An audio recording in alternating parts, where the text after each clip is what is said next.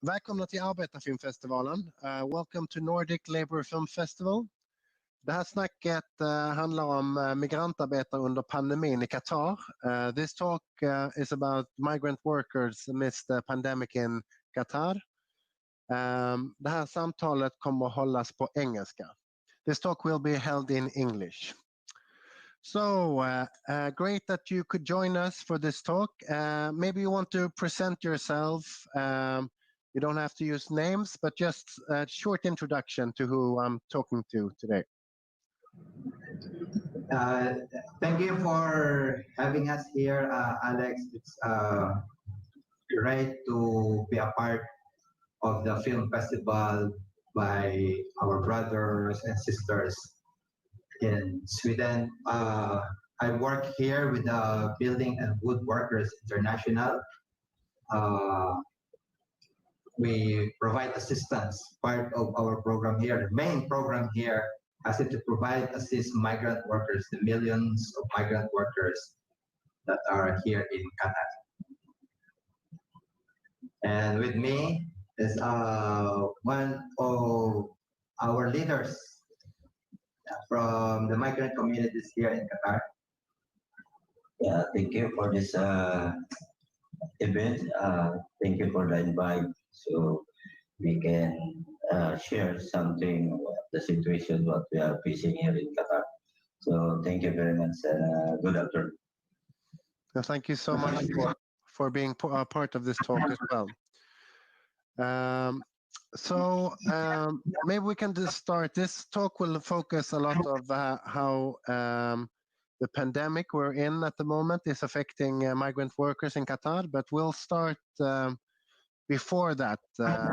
How was the situation in Qatar before the pandemic started? How was it for migrant workers?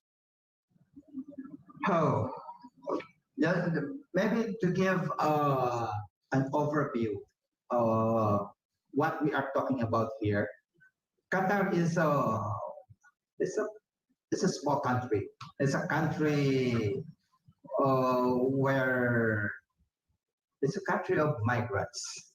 It's a nation of migrants because it's about 2.8 million residents and citizens here, wherein you have only one out of 10 are citizens. You have the main migrant groups here are the Indians. There are about 800,000, and then you have the Nepalese, 400,000 Nepalese. Also equal number of Bangladeshis. Then you have the Filipinos and the Pakistanis, and yeah, these five national groups, national communities, maybe comprises about 65% of the entire population of Qatar as at the moment. And yeah, and then lately, a large number of African workers are also coming. And so it's in that context. And as we all know, less than 2 years from now, the World Cup will be here. Okay, so there's a frenzy of construction work here, frenzy of development work. And Qatar is like many in the Gulf countries, is also known for abuses of workers. And we have been working here, okay, through the global campaigns BWI and our local presence here. Okay. Our local presence here have resulted to the formation of many organizations, and we have had partnership here with government institutions as well, especially particularly the Supreme Committee, which is in charge of preparing for the World Cup, and the Ministry of Labor. So that's so how is the situation of workers Okay, so when we came in here, well, at least me, from my experience, Jerry has been staying here how long already? 13. 13 years. I'm only 4 years here. When I came here, one big issue here was the non-payment, okay, or delayed payment of worker wages. That's the one main issue here. And we have those issues about complaints about accommodation. We have complaints about non-payment of we call it here end of service pay. When your contract finishes, it's supposed to pay you a certain amount based on your number of years of service. No, they don't get paid that. Passport confiscation, abuses about filing of runaway cases. And these are all elements, and these are all characteristics of the so-called kafala system, which is equated to modern day slavery. And over the years, we, BWI and other civil society organizations around the world have been campaigning against the system. And then little by little, as we witness, there are changes that has been happening, reforms that are being implemented already by the Qatar government. Maybe you So- can just explain a little bit with this kafala system for a person who haven't heard about it before. How would you explain it? But kafala used to be, and we think it's still it's a system wherein a visitor, okay, wherein a visitor from a foreign country. Jerry is a local citizen, for example. He is my kafil or my sponsor, and he takes care of me because I am his guest. He ensures that I have my accommodation, ensures that he's taken care of, or I am taken care of by him as my kafil, because I am under his sponsorship. And then later on, it was used, okay, as well for migrant workers that they are recruiting abroad. And this is happening not just here in Qatar, but in the entire Gulf countries or Middle East countries. And it has become a tool for employers to ban, okay, to ban workers to the master. It has become as a slave master relationship in terms of employment. From before, you cannot even open a bank account here. You cannot even get a driver's license here. You cannot even leave Qatar without the approval of your sponsor. And that was more than 5 years ago. That has been the situation.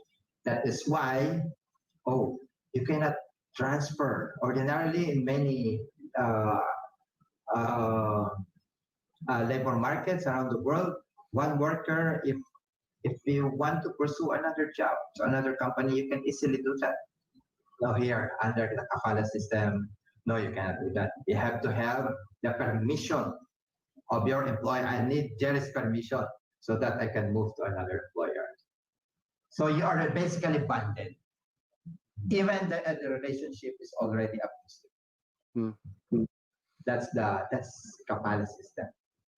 And over the years, there were changes that has happened, and still happening. And we are really hoping and working with the communities, working with the migrant workers organizations, working with the government, so that the reforms can be really translated into tangible results for the workers. Because in the end, it's just promises. It will just be empty promises if it does not redound to actual benefits for the workers. So that's kafala system. Right? Mm. And how have you been organizing connected to the situations of migrant workers? How have you challenged kafala system by organizing, and how practically have you been doing this before the pandemic? We were just chatting just about what we have been doing here, about organizing. We try to communicate to the ground, to the workers, and do something like events, so we can notice what is happening exactly in the ground. So we started our platform in the social media, how to reach out the migrant, not only for the Filipino and also in the other nationality. Yep. Yeah, we must be aware that the freedom of association here is not being enjoyed by migrant workers. In other words, that ordinarily we can organize unions, but in this part, no, we can't. We cannot do that. Unions are only allowed for Qataris here, for the locals, for its citizens. But however,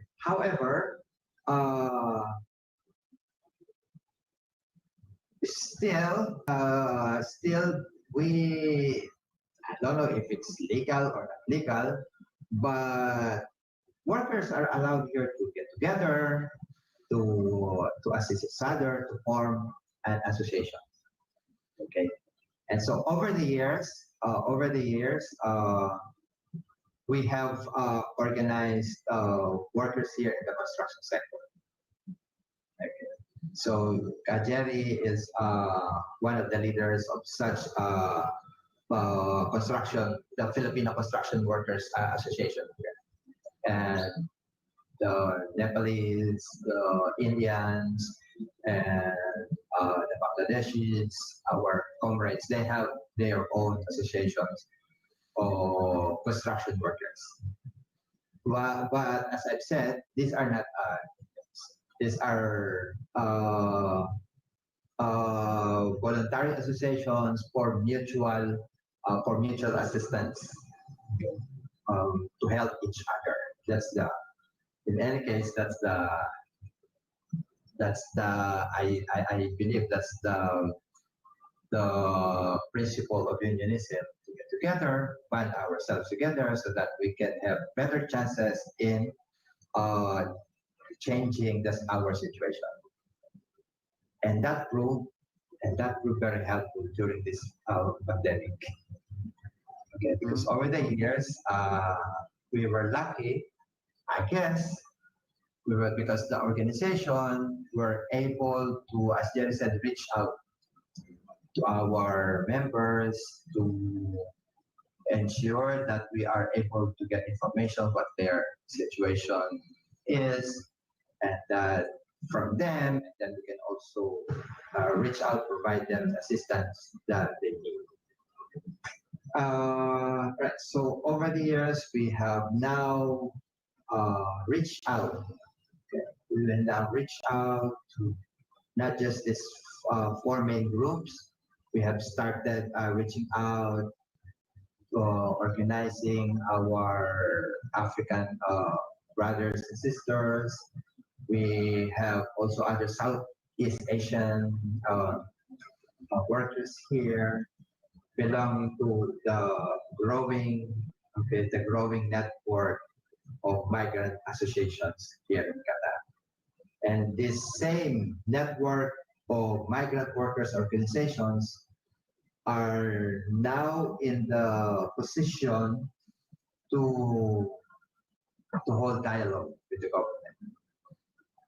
Okay, they are now in that position, and because you see, from ordinarily from a migrant here, when you see an Arab wearing the traditional with this toga, they call it. So they it's you feel like these are the powerful people, but much more them who are in government. So that's the mainly the feeling of an ordinary worker here. And then later on, after several years, man, you can see domestic workers really having a good discussion with them, explaining what their situation is, trying to negotiate for better working condition for them. I wanted to also to say this. I think it's important that the reforms that are happening here in Qatar also happen because of the global solidarity. And I know, I mean, my experience here, Gary's experience as well, because he got to meet many of our Swedish trade unionists who have been involved here in Qatar. What I'm saying is that a lot of these changes also happen because of global solidarity, especially from among trade unions. And the Swedish trade unions are very instrumental. Thank you for that. How would you say practically people could do more to support internationally the situation for migrant workers in Qatar? Is there different areas where unions from abroad could do more to support the situation?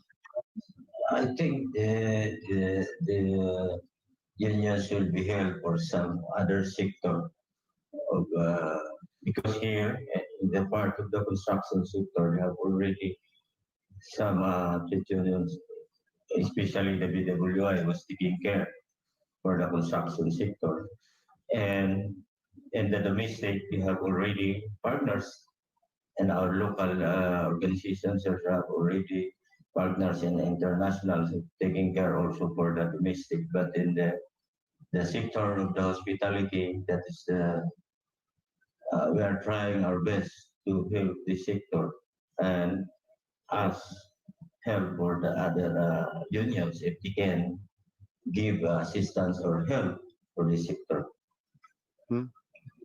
Yeah, That's good. What?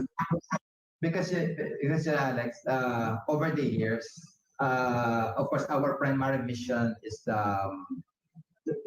attend to the issues of the workers in the construction sector. But then over the years, we cannot say to domestic workers, no, sorry, we cannot help you because you're not from the construction. So that's why over the years it was inevitable that we got to help as well the domestic workers, hospitality workers, mainly those are in the hotel and restaurant workers. We cannot help it, but extend our assistance to them as well. So now Jerry is saying that maybe other trade unions can also provide assistance that is specific to hospitality workers. That's one. No, that's great. What do you say, connected to what you were talking about, that the situation is organizing into different people from different languages as the first step in that sense? Would you say that type of organizing has been a strategic way of doing it that has been working well, but connecting it to where people are from and finding this, not unions then, but organizations to support each other, and also how do you overlap? How do the workers from different countries overlap in that structure? Maybe you can talk a bit about this. Yeah. Yes.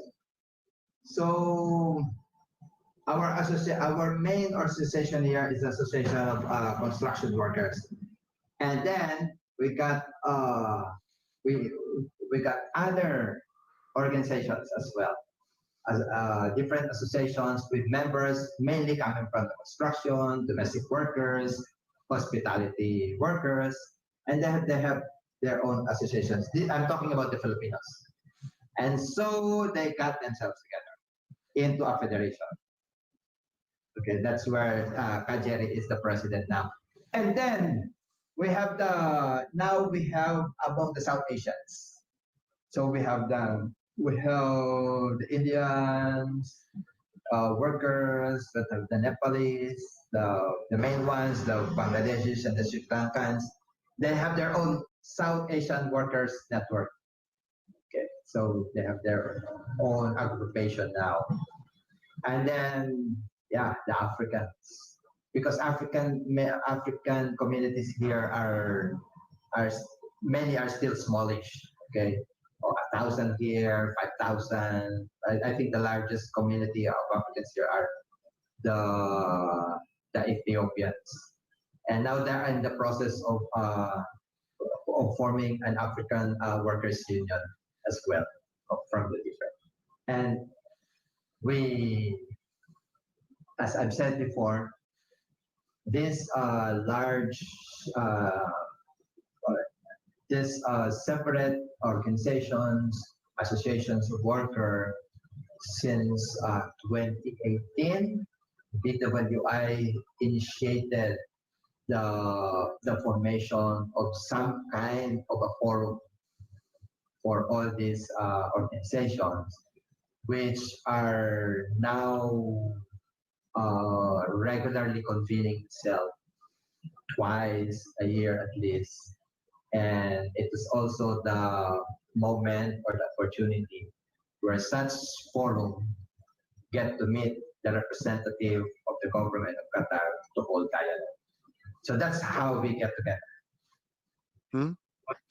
And what you say, you were talking about before also with using Facebook to spread and get more people involved. But would you say what has been the main way of organizing people into these associations? Has it been connected to different workplaces, talking to people, or what has been or has it been more social media? How do people know about the association, and what are their how do they get involved? Concrete example. Okay. In this period of pandemic, we had problem with reaching out because of the movement restriction, and then we have created several groups in WhatsApp groups or whatever, the Facebook groups, to reach out to workers, reaching them out. I mean, providing them with the information, informing them of the latest developments in the labor laws, and then getting also actual information from them on the ground.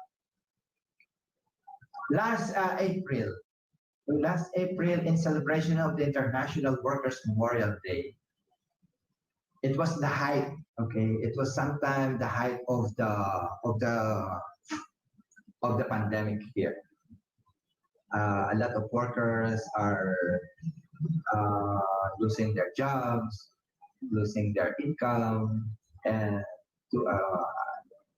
the stress that the psychological stress that many of us have been experiencing here. And so in the midst of that, and then we have to be, the challenge is to reach out to them still. That's where social media was become very useful. So so in this at that height of the crisis, we organized a singing contest. By those Bayanihan and BMKQ. We had how many contestants we had there? we have 15 in different sectors. And so we had to use infotainment format. Okay, so because you see, from our experience, our objective is to reach out to the workers, informing them of their rights. Even with this crisis, the crisis we are in, workers are supposedly still to enjoy their basic rights. That's the message. But how can we reach out to them given the movement restriction? If you talk about these serious issues, but then we know that it's it's not that sexy, quote unquote, for many. That's organized a singing contest. So a lot join. What kind of songs are you singing? Okay. We have well, the more popular Filipino songs. What there is Local, okay. Huh? Okay. yeah, it's mainly popular Filipino songs, and though it was an opportunity really to get them entertained and at the same time get the information out to them.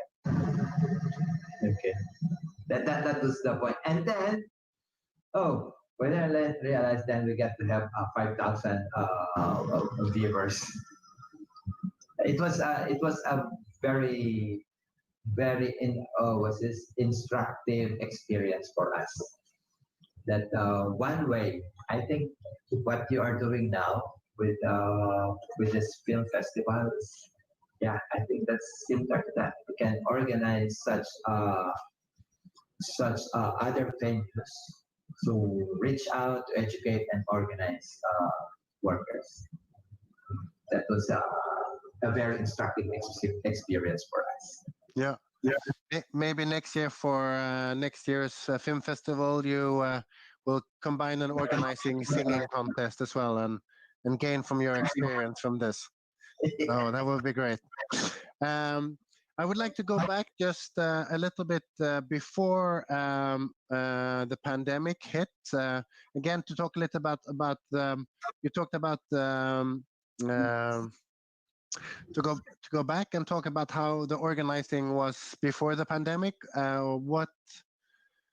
How did you communicate with and gather more people in that sense? Was it very much connected to workplaces, or was it through social media at that time as well? Or how would you say the organizing and getting more people involved was before the pandemic?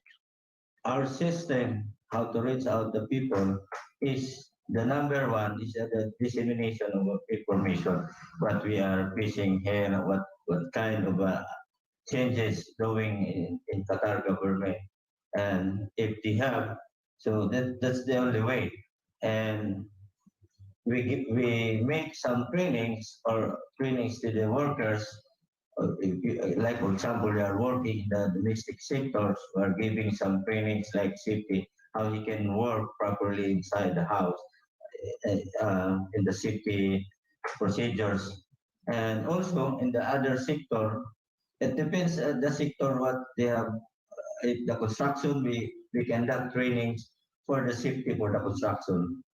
Yeah, Alex, during Fridays here, okay, Fridays are Sundays. Okay, this there are you have places here in Qatar where you can see it because it's the only day off.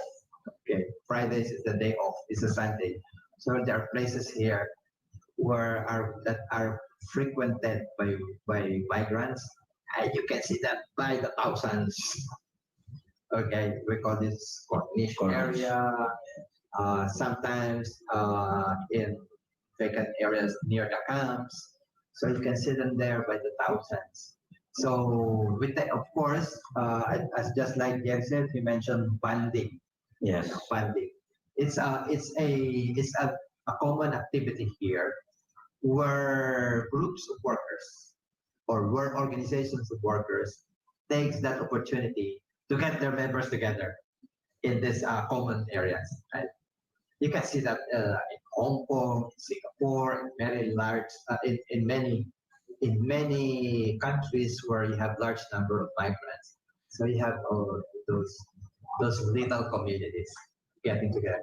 So of course, it's an opportunity for us to communicate with them, to talk with them face to face, and if there are new laws, if there are new information that we get from the government of the host country or from the government of Qatar, that's the opportunity for us to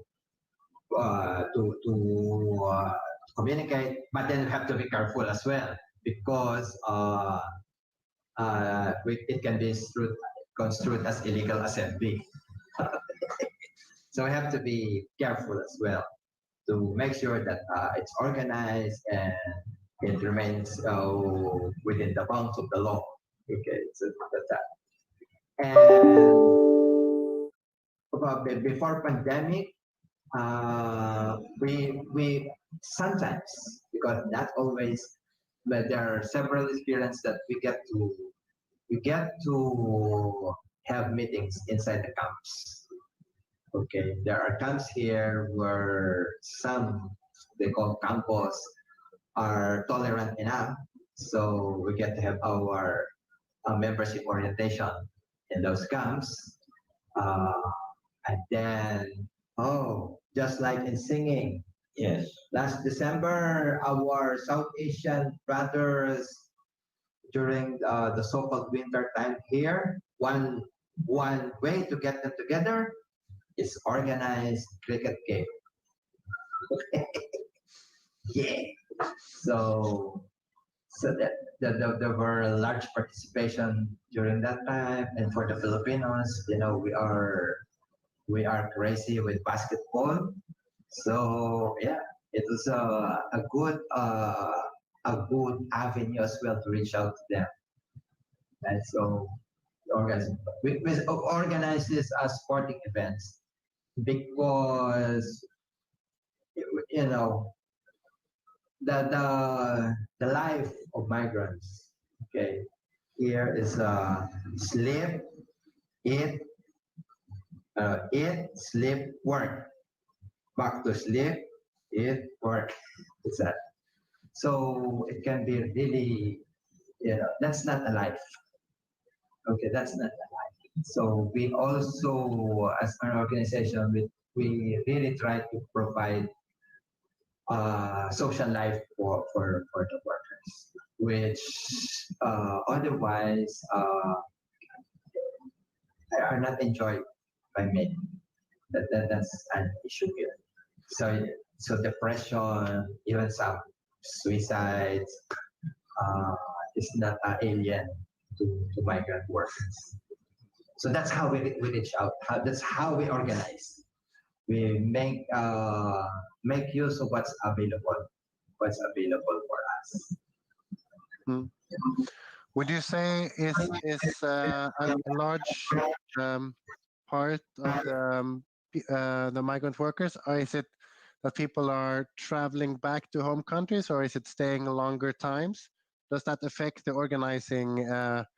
Is it mostly people staying for a very long time, or is it more working in a certain amount of months or a year and then traveling back and wanting to work as much as possible being in Qatar? Or what's your experience connected to this? Yeah.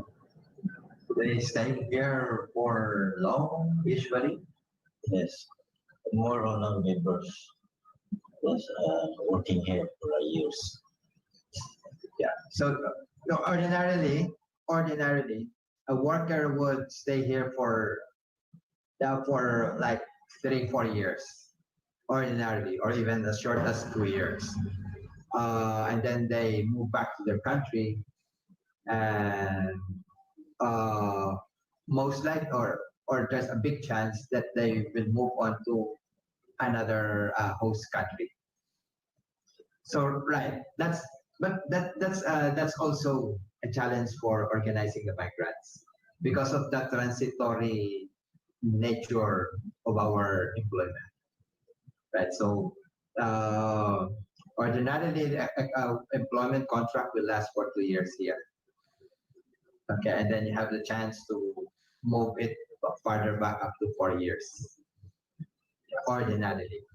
But like Jerry, so he's been here like more than 8 years, 13 years already, because he has the skill to that level to be still in the market. Okay, so right, I know that's a challenge, but you know we had this experience for the Filipinos and the Indians. Those that have joined our organizations here are now members of the trade unions back in their country. We have a group of leaders here that we will train as a paralegals. We're paralegal, those like Kajeri leaders who are assisting the legal problems, labor problems.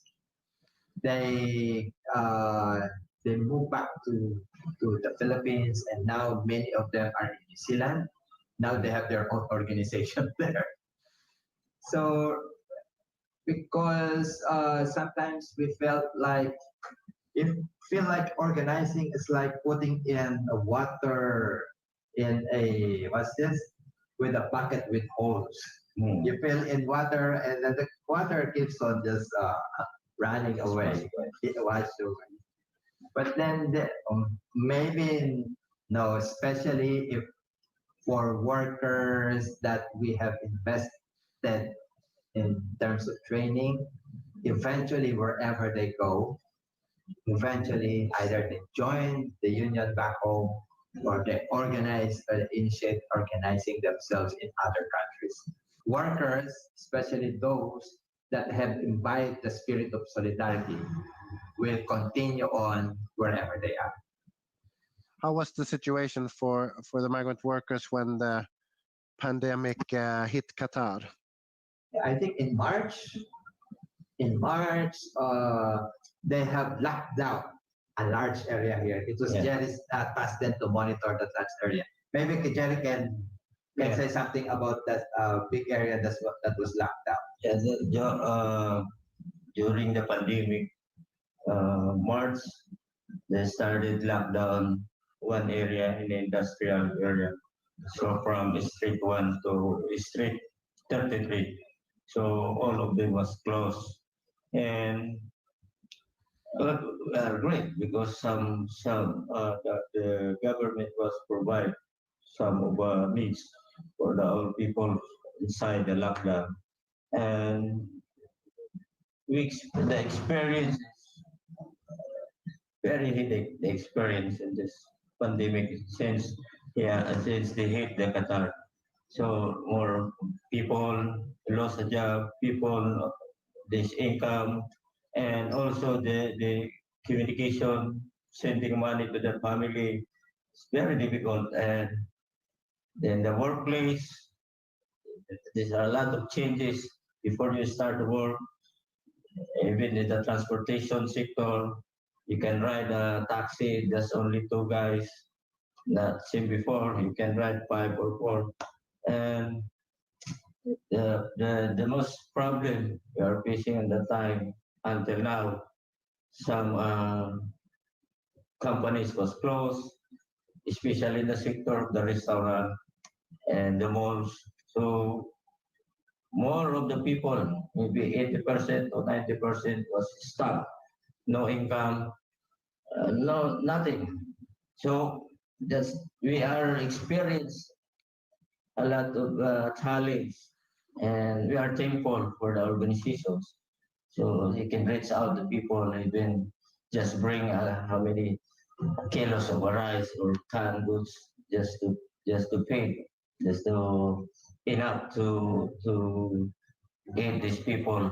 So we are trying our best to go in the camps to meet the peoples, and we make a list how many people's in one house, one building. So we need to provide if we can get from the organizations, from the internationals, organizations to make what's called this funds just to Food packs. the food packs. I think the food packs we are deliver is almost 5,000. And in daily basis, now we buy foods, then repack, and in the night time deliver. And we try our best if it's a risky situation because of the pandemic. But what we can do, more of the people is trying to, we have stay in the room, there's no food, our employer is not showing here. Some people living here in the house, you need to go out, you live in the streets because your They got company kicked out from there. your company will not pay in your rooms. So that is the scenario in the pandemic. Hmm. And even now, some people stay here, they cannot go home because the flights now getting better a little. They have a commercial flight, but last 2 to 3 months, so most of the people cannot go out. Even if you have a ticket, you have a money to buy a ticket, cannot go to his origin country, and maybe 40 to 30% the lost job people here in Qatar. Yeah, we were, of course, at the height of the pandemic, we were also fearful, right? I mean, we don't want to get sick, and at the same time, because of the movement restriction, we don't want to get have trouble with authorities here moving around. But with even given this phase, because of the cry for help from a lot of workers, we had to respond. So one big program that that's what Qatar is mentioning, we had to deliver food packs for a lot of workers. So I think we are still doing it at the moment because there are still companies that got really badly affected. And then you even have companies who who really abandoned some workers, not paying the accommodation facilities, and then they were gets kicked out of the dormitories. So we have to respond to that. So yeah, we have delivered about 5,000 food packs already. We also need to give credit to the government. Yeah. I think the government through our network, I think that delivered around what's this for less than about 80,000. Yes. About 80,000 food packs we have delivered through our network of organizations, through all various national communities here. And of course, during this period, there's a spike of legal cases. Okay, many complaints because workers lost their job, they got terminated, and then they are left here stranded. Okay, we have thousands here. I think with the Filipino communities, about 7,800. Okay, have registered for repatriation. But the largest one, of course, because they are the largest community here as well. The last I know is 40,000 that they have actually, the Indian communities, that repatriated around 40,000 Indians back home, at least. So they also have the Bangladeshis and the Nepalese. Yeah, it was a difficult period, right? For workers that get stranded. You have no job, you have no income, you have nowhere to go. The challenge still as of now is to be able for the workers to regain the income losses. Okay. And you have thousands of workers here who were repatriated but never got paid. That's an issue we are tackling now. What we call wage theft. Right? That's one challenge that we still have to face. Is that something you're working with from your side then? Um, as of now, BWI is part of a network of trade unions and civil society organizations from around the world, especially those in the South Asia and Southeast Asia, because a lot of workers comes from there, and many of them were repatriated, and many of them got repatriated missing on the wages that they should have received. So yes, it's the BWI is proposing that mechanisms, a global mechanism, should be institutionalized, so or set up so that claims of these workers, the money claims of these workers, can still be pursued. Here in Qatar,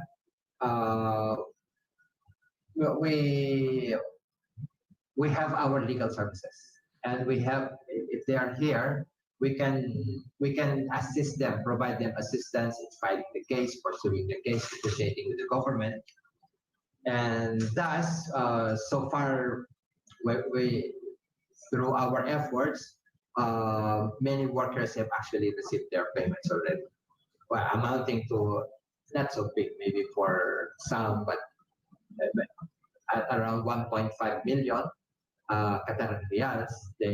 Several groups of workers got paid already, and then we still have more in the pipeline.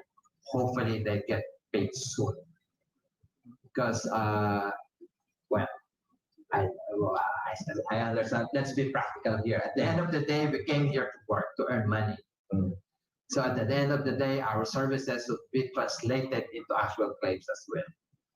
So yeah, it's important for us that they get what they are due, or what are their claims. So that's what we are, one area that we are really pursuing. Would you say that having these associations built up before the pandemic, was that the main reason why you could distribute the food packages and have that logistics and support system even in the pandemic? Now, Jenny mentioned this lockdown area from before. Just to give you a picture, that lockdown area we call the industrial area. It's a location for warehouses, factories, and very large accommodation facilities for workers. So that area accommodates maybe around 100,000 workers. When it was locked down, no one can come out, and no one can easily come in. But because of our network, now we managed to find a way to get food packs delivered in those areas. And this is because of the network that we built. You have Indians helping Filipinos, you have Filipinos helping Indians. It doesn't matter already. Okay, it doesn't matter. At that time, you have Filipinos helping Sri Lankans. You have Indians helping Filipinos. We have Filipinos helping out Ethiopians. You have Nigerians helping out Filipinos. And this is because of network of leaders and organizations that luckily, I know it's our job, but I know it's really, it was, I take it also as a luck.